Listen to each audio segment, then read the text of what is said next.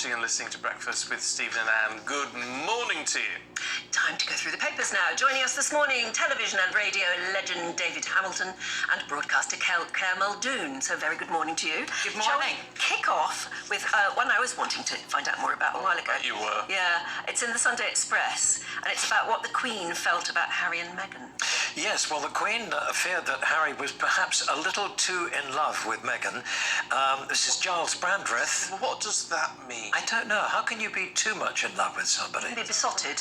Besotted. It's Giles Brandreth in his new book, Elizabeth, An Intimate Portrait.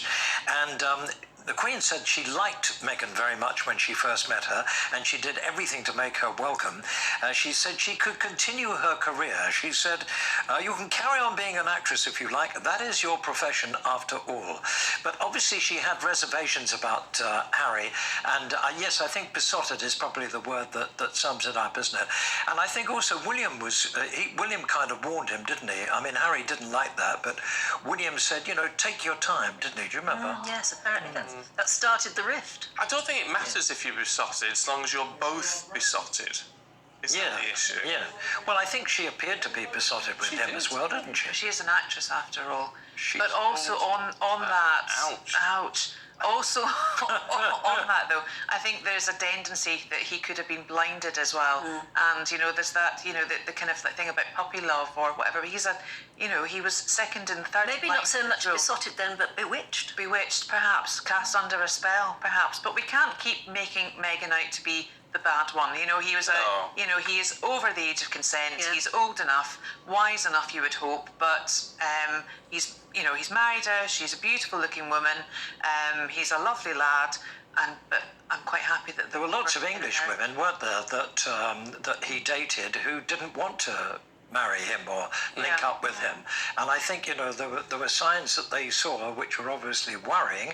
Maybe it was, you know, the job that they were taking on. I think that was the case. But here at last was somebody who really did want to, and, you know... Maybe for the wrong reasons. I don't know.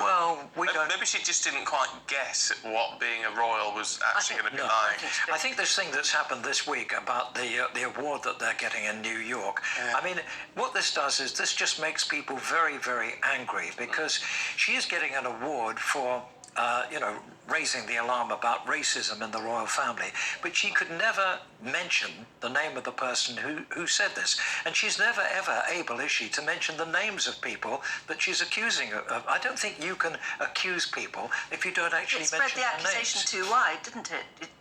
It smears everybody. Smeared the whole of the royal family. Yeah, exactly. And I have to say, if someone did say, and I think they probably did say, I wonder what colour the baby's going to be. Well, I don't think that's a terrible thing to say. Nor do I. I think it's Sarah Vine in the Mail today who is saying that if anybody deserves the award, it's Prince Charles for you know, his attitude you know, towards the Commonwealth and the things that he's done with the Commonwealth, and not them.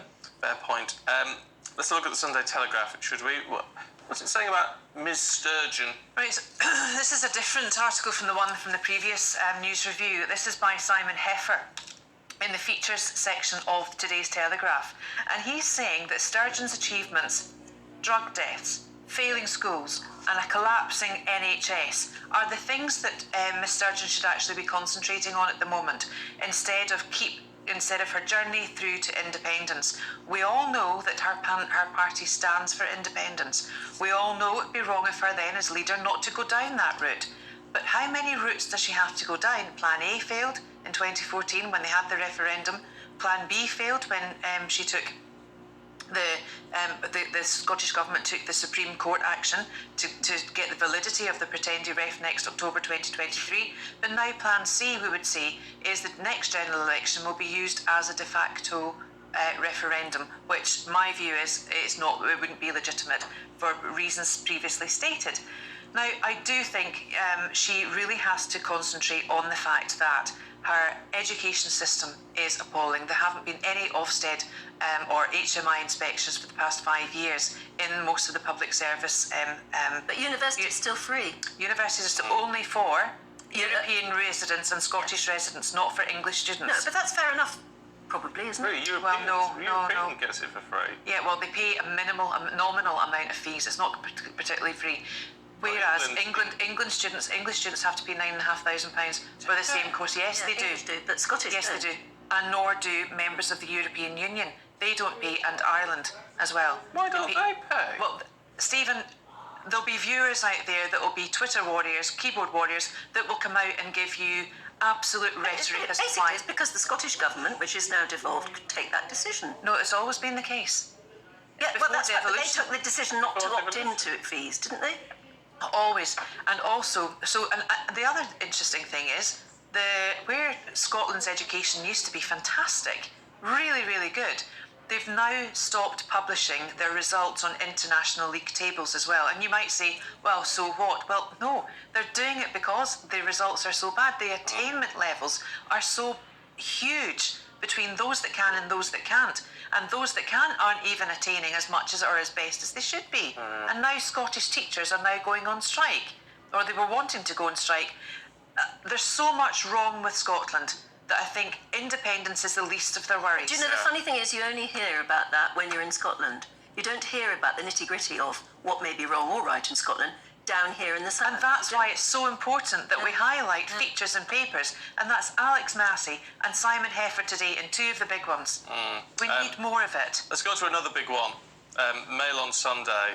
And Katya Jones, David, I know the name, but I can't work out who she is. Katya Jones is the dancer on Strictly, who was dancing with Tony Adams. Oh, right.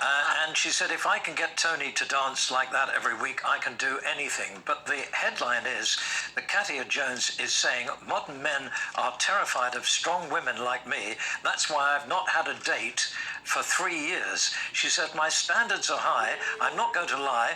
I'm not one for pointless chat. I think, she's supposed to have She had... sounds charming. Yeah, absolutely charming. She's reckoned to have had a row with Tony Adams on the set, which she actually denies. She said it wasn't actually a row, but it certainly looked like it. And I think she is what you might call a strict disciplinarian. Right. Yeah. Some people actually like that kind of thing. Well, they do. I mean, look, there's nothing wrong with being a strong woman. Be strong, independent women are all for it. All for it. But I don't think you can then sort of, let's say, it's men's fault that they won't date me. No, but it is in the Mail on Sunday. I don't know what you're trying to say. They just What like does that to mean? paint I'm women not quite as sure what you awkward, mean by that. difficult women. They like to make big headlines out of anything women say about anything that will stir. Do you watch Strictly? No. Oh, you don't? No. I do. Yeah. Well, if Strictly's on, you would see it on Christmas Day because your TV's always on Christmas Day. You've just said. It doesn't have to be on BBC One, though, does it? No. I think she is particularly tough. I mean, if you were dancing on that show, I don't think really you would want. Well, you if have to be you've got disciplined. her, They're wonderful I think you'd be professionals. quaking in your Yeah, boots. but she's the professional, isn't she? Yes. Yeah, she is. But So I she's think got you to can teach. get people. I'm not a dancer, but I think you can get people to dance without being really tough on them. They I asked think- you yet? Huh? You'd be a corker on it. They asked you. You'd be fab, wouldn't you? Well, Yes, I think so. I would be by far the oldest person who's ever been on there if they ask me. I don't know. You should ask my wife. She will tell you I'm the world's worst dancer. Are you? Oh, Oh, well, you're a challenge then. Oh, Maybe I you love could it. I've practice. got no rhythm at all. No, well. How can you say that? All your years of playing music. Well, I can play it, but I can't dance to it. Let's see about that. Quite how we go from that perspective, David. I would watch it then, David. To The Observer and police failings, Claire. Yeah, so we were speaking earlier about the fire service and the institutional racism and misogyny there from that independent inquiry. The police failings of a damning indictment of Tory rule, says the Observer, and I don't necessarily think it's just down to a Conservative premiership or leadership or rules, because Conservatives particularly are quite tough on law and order. That is their thing. However, half the English police forces inspected since last year are failing to meet required standards at investigating crime, according to analysis by the Observer that raises questions whether policing is actually fit for purpose. Now, we know that there is an absolute need for recruitment of decent policemen and women in this country. We know that crimes are rising.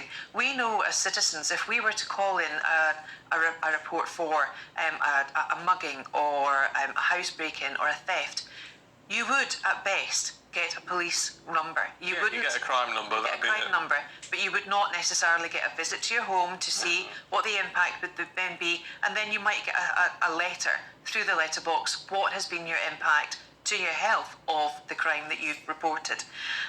But also on that as well, if you've insurance, for insurance purposes, you need these crime numbers. So it's driven on both sides. However, we've got a really bad problem in our country with policing. Now, there is, I think it's Chief Constable Watson in Manchester Police Force that is actually getting back to basics, he would say. He wants bobbies to be on the beat. And he said yesterday a wonderful thing. He said, look, leave social media alone, to his force. Step away from it. Because you're not there to make TikTok videos, you're not there to dance, you're not there for Strictly, you're not there to make political messages, you're not there to make any messages at all, because that's not your profession. Your profession is to uphold the law. And he also wants bobbies back on the beat. Well, you see, that's what people say in any survey. Ordinary people who, after all, the ones we are the ones who deserve a police force that we need. Yeah. And they all say, we need some more police force. It comforts people. Bobby's on the beat, isn't it? If people see police, it makes them feel you need to see secure. them driving around your area, walking around your area. I used to have, 10 years ago, I had a community policeman. He used to pop round once every couple of weeks, have a cup of tea and all that. Albert, morning Albert, should you be watching? And it was great. Of course, all it's gone now. But that's how so many crimes were solved. Bobby's on the beat at night, would see a light, hear a sound, investigate, and get chummy. But also, David, they would know their community. Yes. They would get to know who was living in the residences and the homes that they were patrolling. Oh, yeah, they knew the area. And families. Yeah. I don't know, but if you had a police chief here, they would probably say, they've certainly said it in the past, yes, but policing's not like that anymore. Well, we it have should be. cybercrime to deal with.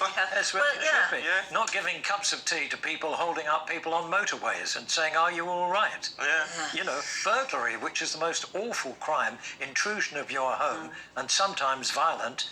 How many burglaries are solved? Yeah, and I think the important point is, and we got this from our interview with Ellie yesterday, Ellie Costello, is if you feel you're in danger, you should feel that you can run up the street to a policeman. Yeah. But if you looked around, would there ever be a policeman to help you? And there's no trust as well. No. It's gone. Anyway, I think Tory cuts. Oh, right? David, you're being No, I'm afraid controversial. so. Theresa May has a lot to answer for, I think. Oh, well, on that note, David Hamilton, Claire Muldoon, we must leave it. Very much indeed.